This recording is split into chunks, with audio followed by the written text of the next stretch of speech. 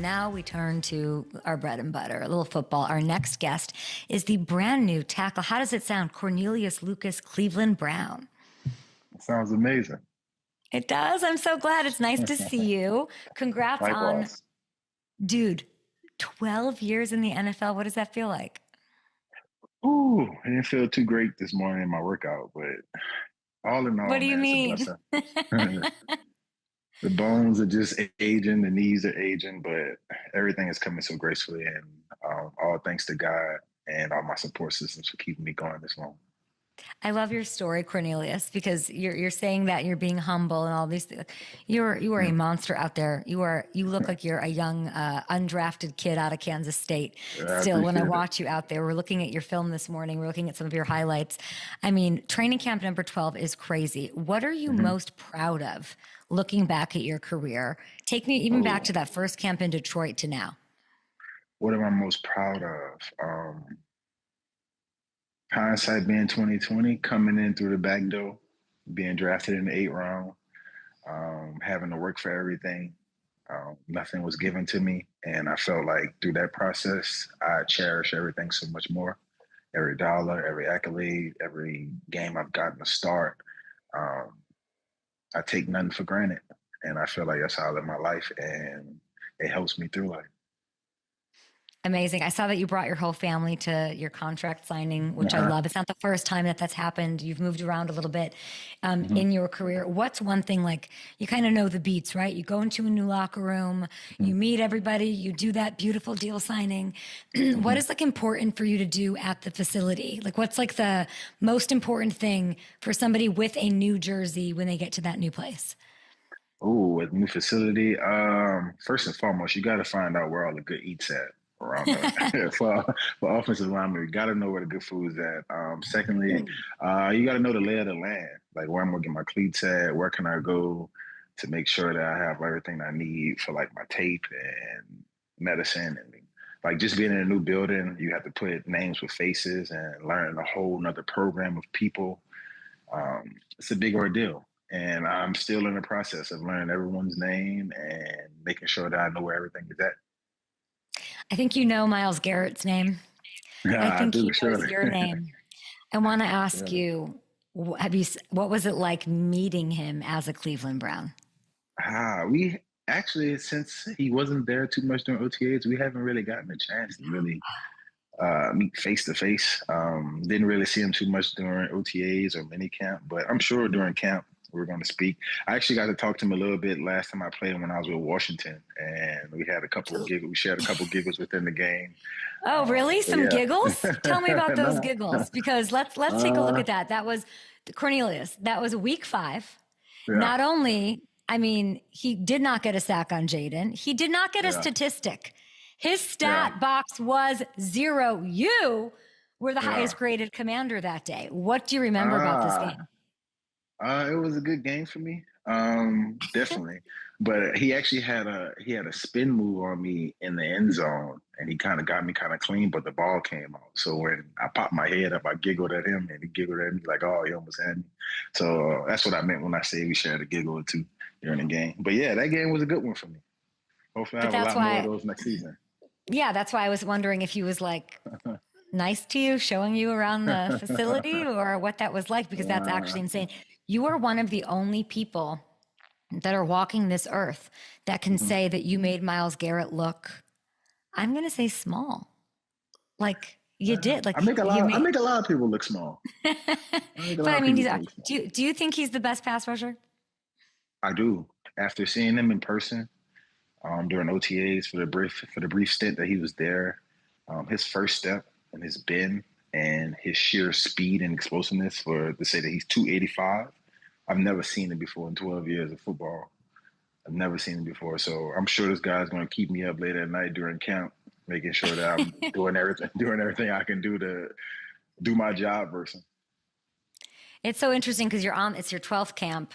You've been Yeah. on other teams. So you have to Yeah. assimilate quickly, which I think you'll do. Like you know the game, you know that. But there's also this weird, like you have a different role. You're a rookie in a way on a new squad, new Yeah. environment, new culture.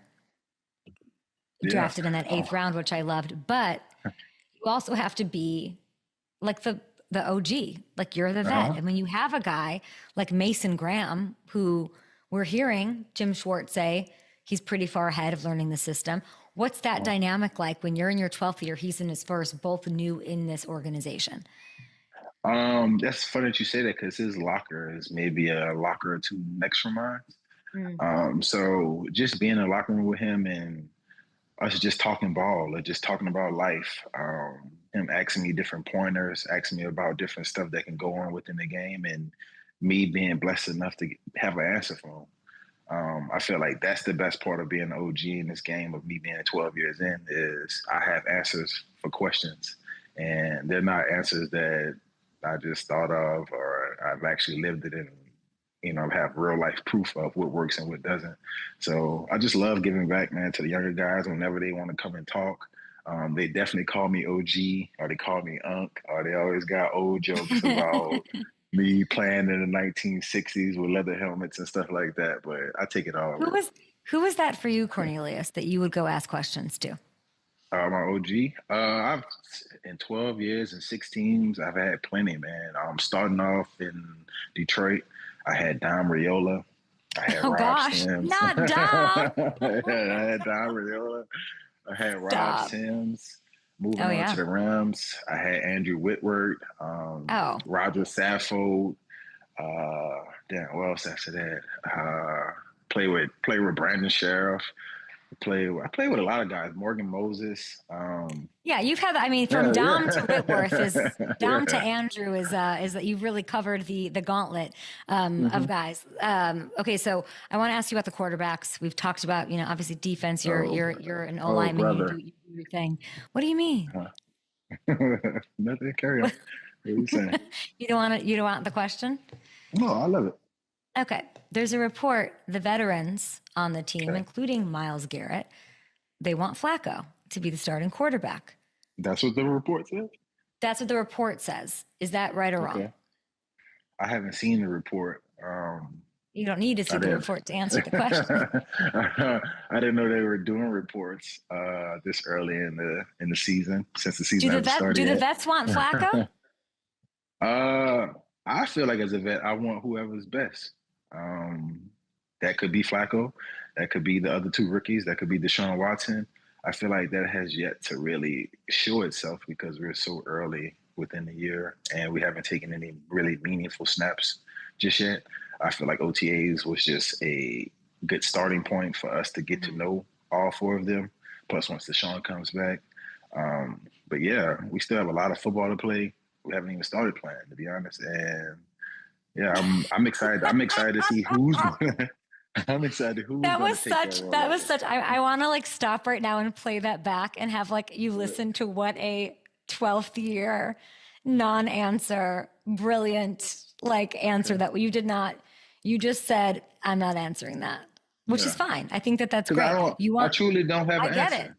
I get it. I like what you did there. Why do you call Joe Sleepy Joe? What is that? Why do you call him Sleepy Joe? Yeah. I think because he was falling asleep on the sideline. Because I've heard you call him Sleepy Joe. You think he's sleeping there? I think he's resting his eyes. He's real calm and collected. You know what I'm saying? It seems like not too much rattles him. So he's just always got this calm aura to him. He's halfway between taking a nap and halfway about to go score a touchdown. I mean, he got the start week 13, led the Browns to the playoffs. He's no joke. He's tenured. I like that the vets maybe want to see the veteran presence. It makes sense. I'm sure he's going to get his shot. Yeah, you are. Yeah. It would make sense, right? Mm-hmm. Yeah. Do you have nicknames for any of the other quarterbacks yet? SHEDEUR, Dillon? Dillon's crazy. Dillon's energy is crazy. SHEDEUR and Dillon are like yin and yang. One is up, and SHEDEUR, he's chill, calm, kind of speaks kind of low. Dillon's a little bit more high strung. But all in all, man, they've come in and they've really competed and they really worked good together. And they really both led this team well so far. I'm impressed with what I've seen from both of them. I think you are a veteran in this league who has seen great quarterback play. I think it almost carries a little more weight, your opinion, after being with Jayden last year. Oh Truly man. this like transcendent. I mean, you just said it. Oh man. Why are you saying oh man? uh, because in 12 years, I've never seen a rookie player come in and never have a bad day.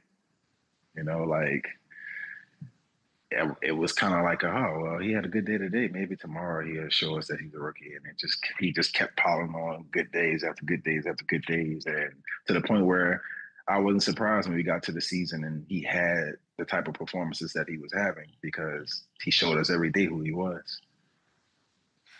Um, that's a great observation. I can't believe he doesn't have. Yeah. I remember being at camp last year and like Dan would not let me talk to him.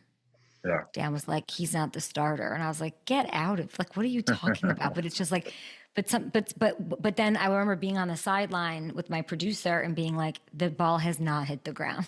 Like, Mm-hmm. who is this man? I Yeah. mean, you played with Stafford, you've played with Goff, you've played with Drew Brees, and Jayden is sticking out to you. Yes, 100%. Probably top two quarterback I play with. Who's one? Top two. I don't want to get into that, but he's top two. Maybe let's see. Oh, that's tough. I really enjoy playing with Matt Stafford. Yeah, I was going to say, Stafford's everybody's favorite quarterback. Yeah, I feel like Matt doesn't get the recognition that he needs, that he should get, because he's been balling like this for however long he's been in the league. He's just now getting his shine because he went to the Super Bowl. He's with the Rams with a little bit more media coverage, but he was balling in Detroit.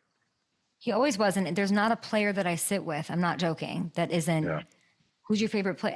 Obviously like any wide receiver because he just lets them make a play. He trusts his players. He people as an offensive lineman. What is so great about playing with Matthew Stafford? What is it? Not even like the stuff I see, what he's able to do physically, and with his arm, just like maybe like even just as a man. His competitiveness. I've seen him jam shoulders and break fingers and sprain ankles and come right back in the game and tote the ball for a 6-yard gain to get us a first down. Like nothing is stopping him when it comes to like wanting to win a game, wanting to be there for his teammates. I've seen it firsthand, like just how much he loves the game and how much he want to be there for the guys to egg us on and help us win games. I know. I was just saying to start the show before you were on, I was sort of going through wide receivers who made changes, like a lot of changes. Debo, of course, now on the Commanders. And you've got George Pickens, you've got DK Metcalf. And I picked as like my number one move was Devontae because he gets to play with, he's still elite, obviously, but getting to play with Stafford. Like he's just gonna, and I'm part of me is like, shoot, like, are they going to go in the NFC? Like if they were the Super Bowl team, I would not be surprised. I feel like it's gonna be a good combo. It's gonna be a really good combo. I do. I like that you're giving Matt Stafford some love here. Have you seen the new Commanders uniforms? I know you're not a Commander anymore, but what do you think of these? Nostalgic. I feel like I had a uniform within the 5 years that kind of look like that. I'm just happy that they're going back to their Redskin heritage.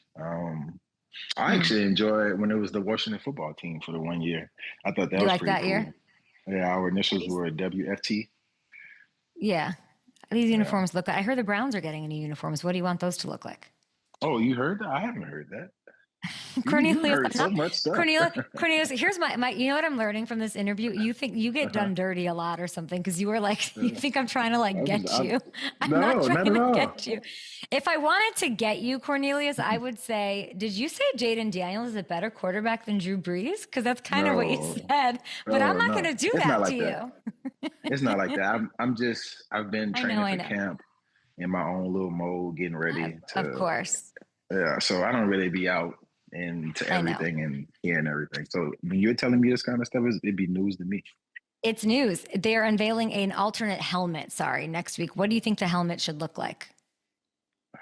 Oh, I like this colorway right here. The gray with the orange. Oh, cool. You can see it on. Yeah, I like this colorway. Maybe it's something like that. Who knows? That would be crazy. Hamilton, hop in here. Hamilton, what do you know about the helmets? This is my uniform guy. Hamilton, what do we need to know about what they're doing? We haven't heard a ton yet. They do have that white alternate helmet that's been pretty sweet. Like they're keeping this kind of under wraps. I'm wondering if it's like maybe a brown helmet with an orange look, like they invert the colors a little bit. But No, I like it's the gonna be gray. I interesting to like see. that idea. Yeah, Do the the gray gray. would be cool. Cornelius Yeah. knows everything. He's just like, you idiots are just, I I'm not don't giving know you, anything. I'm not giving you any I don't know information. anything. You held your third annual Laps with Luke swim camp. It was Yes, in New ma'am. Orleans. It was this summer. I know it's Yes, very ma'am. close to your heart. Can you tell us about Laps with Luke? Oh man, you're gonna make me cry this morning. Let's see. So at the age of 7, my dad passed away to a swimming accident. He got pulled down by a current in the water, and ever since that day, I've had a fear of water because of how fast it can take your loved ones. And just brainstorming one day, me and my significant other talked about hosting a swim camp. That was 3 years ago, and with the help of Son of Saint, a all boys organization, and Auctioneer Fitness Center, we're going into year 3. Um, this year, we partnered up with Brown Girls Swim and the 18th Ward, which is another sports organization, and we had about 20 kids, and we talk about swim safety, different strokes, and how to float. We also talk about leadership and guidance skills and career paths. Like I bring in guys from all walks of life, like artists. I had a judge this year. I had the year before that, I had some artists and a engineer that came in. So just basically half of the camp is swim lessons and getting comfortable in the water, and the other half is basically teaching these kids how to be courageous and go after the things that they want in life, and how to go after the things they want in life, and what to look for, and how to conduct themselves on their path to stardom or whatever they want to achieve in life. I can't tell you how inspiring that is. I hope people tell you that all the time. It is, Yeah, and I'm sorry for your loss. You were 7 years old when you lost your dad. yeah, You took yeah. It's crazy. tragedy. Uh-huh. Go ahead. I was just about to say, like, people always make jokes about, like, oh, well, how are you going to teach people how to swim when you can't swim? But it's just like we're learning how to do it together, and I'm really pushing myself, getting comfortable in this water, while I also help other kids get comfortable in the water. Because you can see, like, within, like, we in a 3-day process, the first day some kids might just dip their foot in the water and barely touch it, not really interact. And by the third day, I'm throwing them around. They're just that much comfortable in the water because they've seen someone that actually has a real story of being afraid of water, and how I can progress and push myself to become comfortable in it. And I feel like that pushes them to grow their comfort level within the water. So anytime I see that, it just does something to my heart, and it makes me feel like I'm doing something right. What did you learn about yourself in having to overcome a very valid and real fear like that in this process? Like, I know you're taking swim lessons, you're doing your thing. Yeah. What did you learn? What was it like trying to overcome that fear? Uh, it's been, so like I said, this happened at 7. I'll be 34 in the next 10 days. So I've had a while to combat this fear, and I feel like it's been a real thing. Like, I told myself when I turned 30, I was going to jump off a yacht in Miami for my birthday, for my great 30th Mm, birthday. And it took everything in me to do that. You know what I'm saying? Like, just knowing what can water and how I can drown in water and stuff like that. So half the day I was pumping myself up, like, oh, I'm going to do it, I'm going to do it, I'm going to do it. And got to the point and I jumped off. And I feel like since then, I've really propelled myself into, like, becoming a fish in the water. Am I there yet? No, but I am working towards it. it's so, I can't even, like, it's very inspiring. And people, how can Yeah. we help support it? Because we're talking about a commitment to providing access, swim Yes. resources Yes. for local Yes. youth, Yes. swim Yes. lessons, mentorship for fatherless boys in New Orleans. I know is a That's big part of Laps with Luke. yes. That's also what I wanted to get into. So my goal for my swim camp is basically to turn it into like a swim scholarship, Oh, wow. for any and everyone that wants to learn how to swim, that they can come in and just get lessons, and it could be covered through my foundation. So if you guys want to help, if you guys want to check me out, you can find me on Instagram. My foundation page is CL3_foundation. And we have everything up there, like the donation link. We're actually about to drop this year's the third camp recap video. I really enjoy that one. So if you guys could go spam that and blow it up and share it just as much. But you know what I'm saying? Like, share, whatever you deem is suitable, you know what I'm saying, to help me propel this dream of mine into reality. Well, it sounds like it's growing every year. Like, and I'm now wanting to do a scholarship. Okay, I'm seeing, that's the bigger. Tell me, I'm looking for it right now. Tell CL3 CL3_foundation. Yes.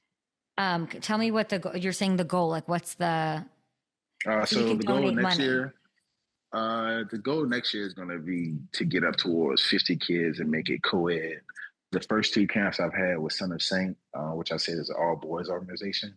And I have nieces that want to learn how to swim. So I have to make it all inclusive now. So next year is going to be my goal of making it co-ed and being able to get boys and girls in the pool. And we're just going to go from there. It's really inspiring. You should be able to find everything. I'm looking for it. I want to blow it up, but I'm trying to, is it on Twitter? I have to find it. I will find it. We will get all this information out. No, it's on Instagram. Got it. But I'm seeing all of the stuff. So we're going to, here it is on Instagram. Yes. Okay. I will do my part. And everyone should do their part if they can. Thank you so much. You've really taken something bad and made light of it. And I think that's really hard to do. And it's amazing. So thank you. Thank you. Even though you're not going to give me any answers. Cornelius Lucas, appreciate you. And I will see you. Well, maybe I'll see you at training camp, hopefully. And we have some of these answers will get clearer with Sleepy Joe and everybody. But dap up Myles for me. Make sure he remembers. I would walk, if I were you, I would literally walk in there with an iPad of just week 5. Just no, I don't want to egg on the bull. I don't want to nudge him anymore.